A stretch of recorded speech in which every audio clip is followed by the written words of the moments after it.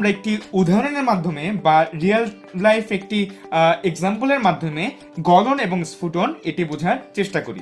মনে করি একটি পাত্রে আমরা এক টুকরো বরফ নিলাম। এখন এই বরফের মধ্যে আমরা তাপ দিচ্ছি। তাপ দিলে কি হবে? তোমরা নিশ্চয়ই সবাই জানো, একটি পাত্রে বরফ নিয়ে যদি আমরা তাপ দেই, আস্তে আস্তে সেটি পানিতে পরিণত হবে, অর্থাৎ বরফটি গলে যাবে এবং পানিতে পরিণত হবে। বিষয়টি কি ঘটলো? এই বরফ যার তাপমাত্রা ছিল 0 ডিগ্রি সেলসিয়াসের চেয়ে কম, অর্থাৎ ধরি -20 ডিগ্রি সেলসিয়াস, যেহেতু তুমি ফ্রিজ থেকে বের করেছো, -20 ডিগ্রি সেলসিয়াসের একটি টুকরা বরফ তুমি নিলে এবং এর মধ্যে তাপ দিলে, যে ঘটনাটি ঘটে এই -20 ডিগ্রি সেলসিয়াস থেকে তাপমাত্রা ধীরে ধীরে বৃদ্ধি পায়, অর্থাৎ তাপমাত্রা বৃদ্ধি পায় এবং বৃদ্ধি পেতে পেতে যখন 0 ডিগ্রি সেলসিয়াস চলে আসে, তখন দেখা যায় এই 0 ডিগ্রি সেলসিয়াস তাপমাত্রায় বরফ টুকরাটি সম্পূর্ণরূপে গলে পানিতে পরিণত হয়। অর্থাৎ এই 0 ডিগ্রি সেলসিয়াস তাপমাত্রায় বরফের টুকরাটি গলে পানি তৈরি করলো। এখন এই পানি আমি যদি আরো তাপ দিতে থাকি, আমি যদি এর মধ্যে আরো তাপ দিতে থাকি, তাহলে কি হবে? এই পানির অণুগুলোর গতিশক্তি বৃদ্ধি পাবে। নিশ্চয়ই তোমরা একটু আগে পড়ে এসেছো যে তাপ দিলে অণুসমূহের গতিশক্তি বৃদ্ধি পায়।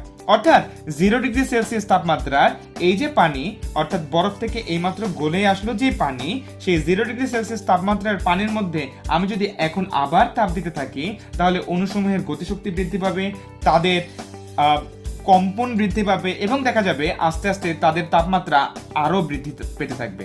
অর্থাৎ তাপ দেওয়ার সাথে সাথে তার তাপমাত্রা আরো বৃদ্ধি পেতে থাকবে এবং দেখা যাবে 0 ডিগ্রি সেলসিয়াস থেকে আস্তে আস্তে 10 degree Celsius, 20 degree Celsius, 30 degree Celsius, এরকম হতে হতে এক সময় যখন 100 ডিগ্রি সেলসিয়াসে পৌঁছাবে, তখন তোমরা সবাই জানো যে আস্তে আস্তে উপরে বাষ্প দেখা যাবে। অর্থাৎ এই পানির অণুগুলো জলীয় বাষ্প আকারে উপরের দিকে চলে যেতে থাকবে এবং এক সময় দেখা যাবে যে যখন তুমি যেহেতু তুমি কন্টিনিউয়াসলি দিচ্ছ, দেখা যাবে এক সময় পাত্র খালি হয়ে যাবে। তাহলে ঘটনাটি কি ঘটলো?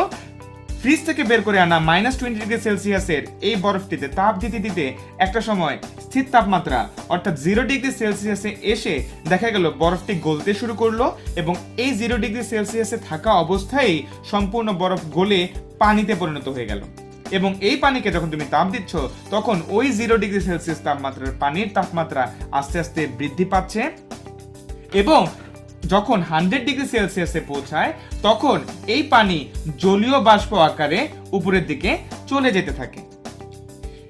এই যে স্থির তাপমাত্রায় পদার্থের কঠিন অবস্থা থেকে তার তরল অবস্থায় রূপান্তর ঘটে, এই বিষয়টিকে বলা হয় গলন। ঠিক একইভাবে স্থির তাপমাত্রায় কোনো বস্তুর তরল অবস্থা থেকে বায়বীয় অবস্থায় এই যে রূপান্তর ঘটে, এই বিষয়টিকে বলা হয় স্ফুটন। তাহলে আমরা কি বুঝলাম? স্থির তাপমাত্রায় যখন কঠিন অবস্থা থেকে কোনো বস্তু তরল অবস্থায় রূপান্তরিত হবে, সেই বিষয়টিকে বলা হবে গলন। এবং যখন একটি স্থির তাপমাত্রায় কোনো বস্তু তার তরল অবস্থা থেকে বায়বীয় অবস্থায় যাবে, সেই বিষয়টিকে বলা হয় স্ফুটন। তাহলে তোমরা নিশ্চয়ই বুঝতে পারছো, গলন এবং স্ফুটন যাই বলি না কেন, তারা অবশ্যই একটি স্থির তাপমাত্রায় হবে। অর্থাৎ তাপমাত্রা স্থির থাকা অবস্থায় তাদের এক অবস্থা থেকে আরেক অবস্থায় রূপান্তর ঘটবে। গলনের ক্ষেত্রে ওই স্থির তাপমাত্রাকে বলা হয় ওই বস্তুর গলনাঙ্ক এবং স্ফুটনের ক্ষেত্রে ওই স্থির তাপমাত্রাকে বলা হয় ওই বস্তুর স্ফুটনাঙ্ক। অর্থাৎ স্থির তাপমাত্রায় কঠিন অবস্থা থেকে যে তরল অবস্থায় যে নির্দিষ্ট তাপমাত্রায় বস্তু রূপান্তরিত হয়, অর্থাৎ যে নির্দিষ্ট তাপমাত্রায় বস্তু তার কঠিন অবস্থা থেকে তরল অবস্থায় রূপান্তরিত হয়, ওই তাপমাত্রাকে বলা হয় ওই বস্তুর গলনাঙ্ক। এবং যে স্থির তাপমাত্রায় কোনো বস্তু তার তরল অবস্থা থেকে বায়বীয় অবস্থায় পরিণত হয়, সেই তাপমাত্রাটাকে বলা হয় ওই বস্তুর স্ফুটনাঙ্ক। সুতরাং আমরা বুঝলাম গলন, স্ফুটন, গলনাঙ্ক এবং